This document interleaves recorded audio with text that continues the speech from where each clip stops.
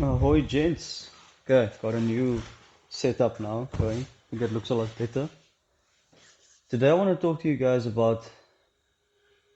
Oh, ahoy, gents. Got a good one for you. I have to keep remembering to doing that.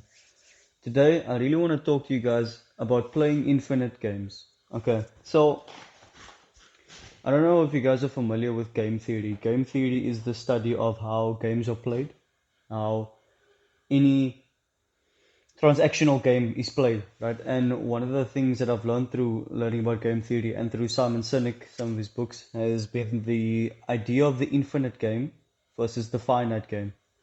Okay, there are infinite games that we play as people, and then there are finite games.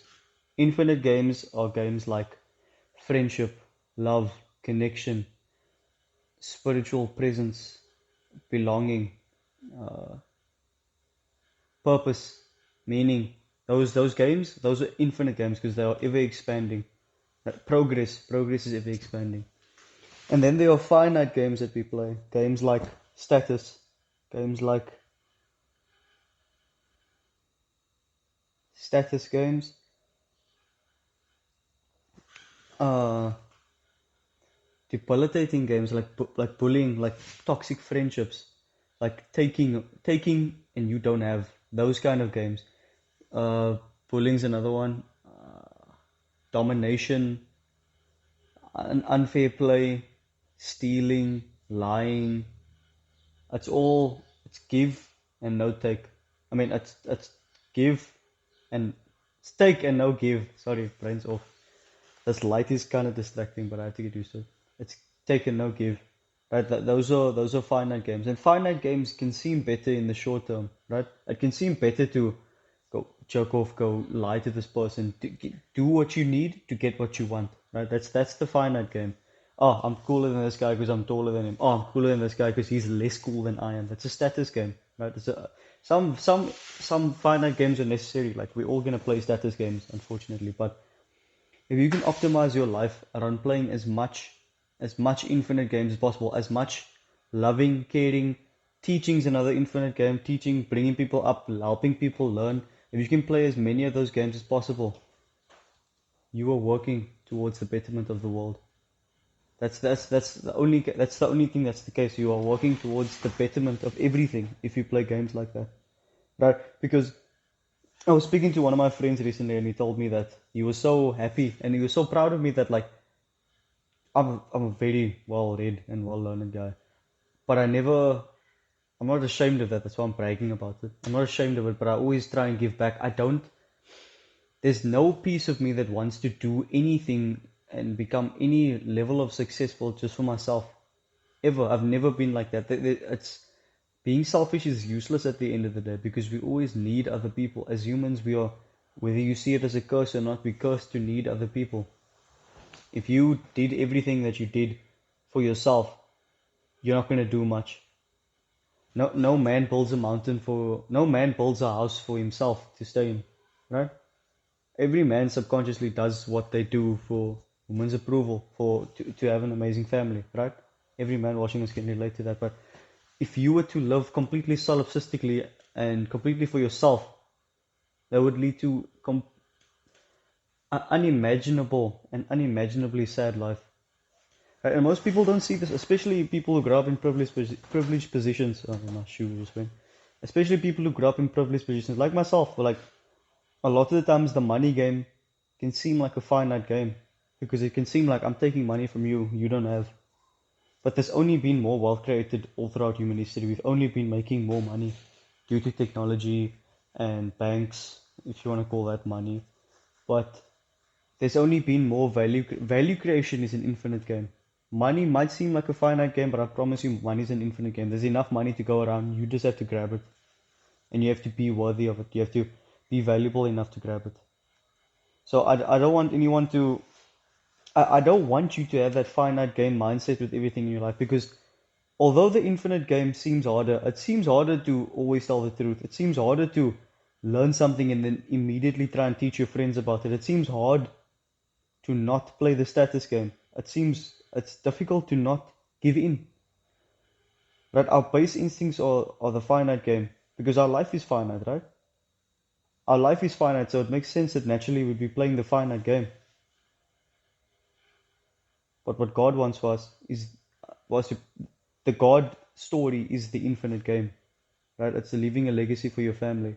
It's building His temple in His image. It's playing the infinite game, and it's not pursuing things for yourself. Like in Think Like a Monk, Jay Shetty speaks about this in Think Like a Monk. He speaks about how people tend to always find their purpose through serving others in a certain way. Their dharma always comes around to serving others in their special way, right? And I want you to think about this for your career, for your if say you're in the stage of your life now where you're focusing on your career, or you're in a stage of your life where you're working to have a career, or you're in the stage of your life where you're like, I don't need a career, I just have jobs. And most people don't have careers. Most people just have jobs. I'm probably going to be most people. I don't want to have a career. Oh, look at me. I'm a high-powered corporate executive. Who gives a shit? So, there goes there goes the swearing. But who cares? What is your dharma? What is your purpose? Is your purpose really to be the highest earning guy from your town? No one cares. That's a finite game. I'm higher earning because everyone is lower earning. Why don't you make your purpose? I want to have the most employees earning over 10,000 rand a month in a company. That's an infinite game. That's helping people's lives. Why don't you play that game? Why don't you reframe it to that game? Because you know what? That's a positive motivator. That's not a negative. Negative motivators are very powerful, but they aren't sustainable. It's like fire. It's like coal, right? Not sustainable, very powerful. If your motivator is I want to earn this much money so that everyone around me by proxy will start earning more money. That's how I think. That's legitimately how I think. I think I want to get this YouTube channel to 50 subs so that my friends, I can shut them out and then you can get maybe 4 subscribers from that. That's how I'm thinking. I'm not thinking, oh, I need to get to 10,000 subscribers as soon as possible so that everyone can know that everything I think is right and that I'm smart. I know I'm smart. I want this, what I'm doing, I want everything I'm doing to better everyone else around me. I want to fill my cup so I can fill others' cups. I'm not a glutton in that way. And I've suffered with gluttony a lot in my life, but I see that selfishness as a sense of gluttony. It's I need more, I need more, I need more, I need more. When is it enough? When is there enough money for you, right? I want to have a lot. The first, literally, 5% of my salary every month goes towards buying presents for my friends because I love them. And normally I have a birthday or something coming up. I put money aside for presents in my budget. In my budgeting app, I put money aside for presents. How many of you guys do that? Especially us young guys. Look, I'm not perfect. I don't give enough money to the church. I probably don't. I probably spend too much money on like useless stuff online. I'm not perfect, right? I'm not trying to act like I know how to use money better than you, but why don't you spend that money on your friends? Why don't you spend that money playing the infinite game? I know most of my friends won't pay me back. I don't care.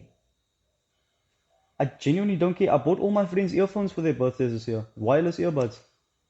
Because I love them. Because I love that for them. I want that for them. I have love for them. Not playing finite games. Never play finite games, James. It brings you down, honestly. When you learn something, if you learn something good from my channel, right? Share it with your friends. Shameless plug. It's a shameless plug. But share it with your friends. That's an infinite game.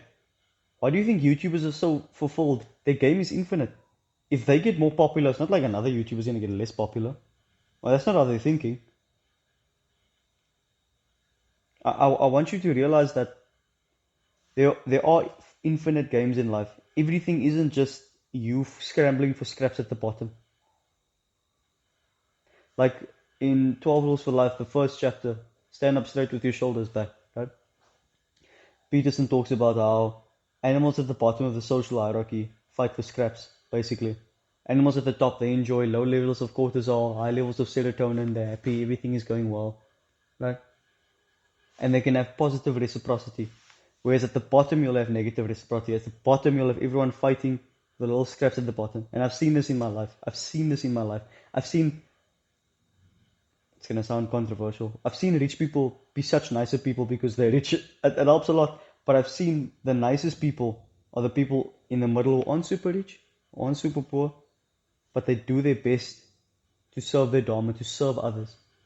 to play the infinite game, to build things that help others, not just for themselves. Play the infinite game, gents. Cheers. What?